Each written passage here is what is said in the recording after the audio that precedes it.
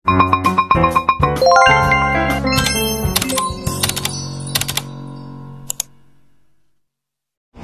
good morning everyone. This is Glenn Maema once again and welcome to my vlog. Baka naman di pa kayo nakasubscribe yan ha. Please, subscribe na kayo. At please, another please, wag kayo mag-i-skip ng ads. Alam nyo naman, sa ads lang kami kumikita, kami mga vlogger. So ngayon guys, meron akong i-unbox sa inyo.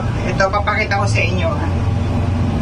So ito guys, ito yung i-unbox natin. Kaso nga lang, bukas na siya di ba? So alam ko na ako ano laman ito. Nagkataon lang kasi nung binablog ko siya, hindi ko na pindot yung record. Di ba alam nyo na, pag mga senior na, siyempre nakakalimutan na ang mga bagay-bagay, gano'n. So, i-re-unbox ulit natin siya. Pero bago yan, meron pa akong isang i-unbox. So, unahin natin yun.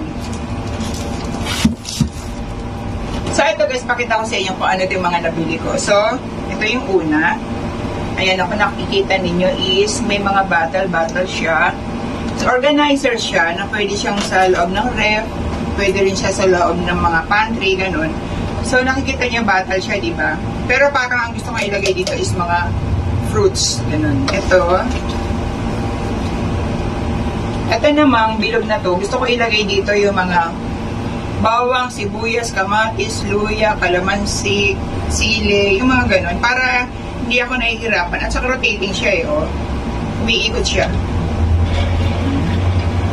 So, pang ref din to. Ito. Pinagpapansin ninyo, ayan, may nakalagay ng mga soft drinks, mga soda, steam can, yan. So, lagayan siya ng mga sodas, tapos dito, para madali na lang kunin. Pero ang bala ko dito is lagayan ko ng mga noodles, ganyan. At saka, bahala na kung anong pwedeng ilagay dito. So, tatlong bitili ko nito. So, ayan, isa, dalawa, tatlo.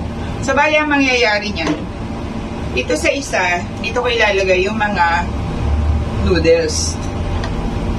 Dito sa pangalawa, ang ilalagay ko naman is mga pancit canton, ganun.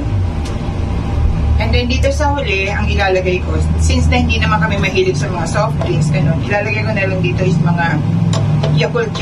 Yan. Tapos, ang presyo nga pala nito is, saan ang price niyo? 239. Ayan, kita nyo ba? Yan, 239 isa. So, tatlo binili ko.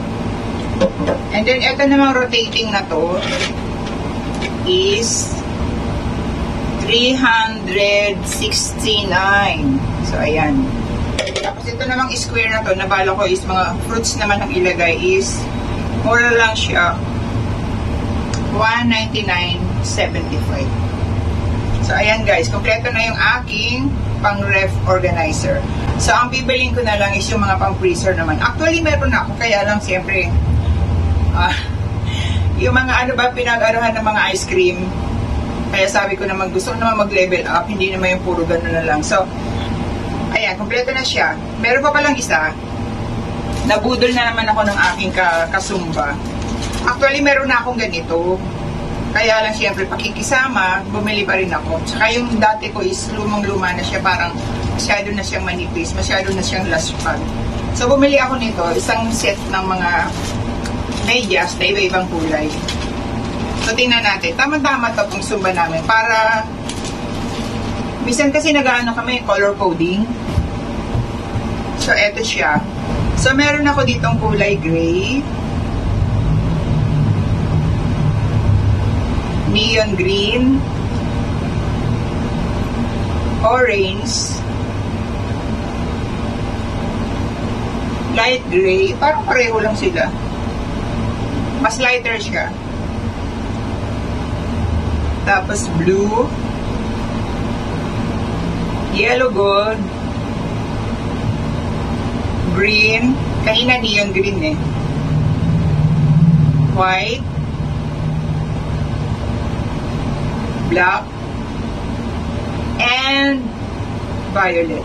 So, bali lang siya. 1, 2, 3, 4, 5, 6, 7, 8, 9, 10.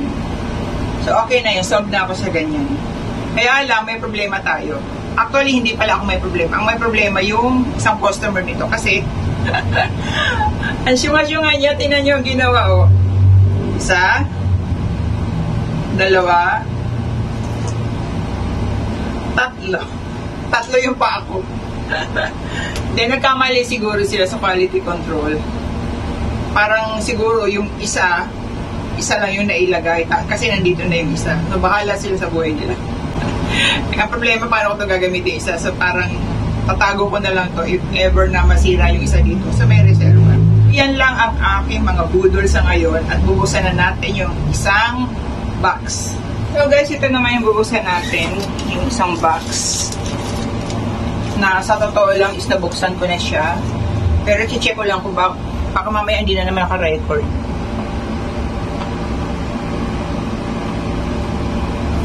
So, ayan. Naka-record naman siya. Thank God. So, dapat pala ganun lagi kong gagawin. Lagi kong sinecheck kung napindot ko yung record. So, ano siya? Steamer siya. Kasi alam mo naman yung anak ko eh. Gusto naman lagi mag-level up. Hindi na raw usa yung mga planchang ordinaryo niya. Hindi ganun. Tapos may mga purdon-purdon pa. Kaya binilhan niya ako ng steamer. So, eto yata yung yung pad.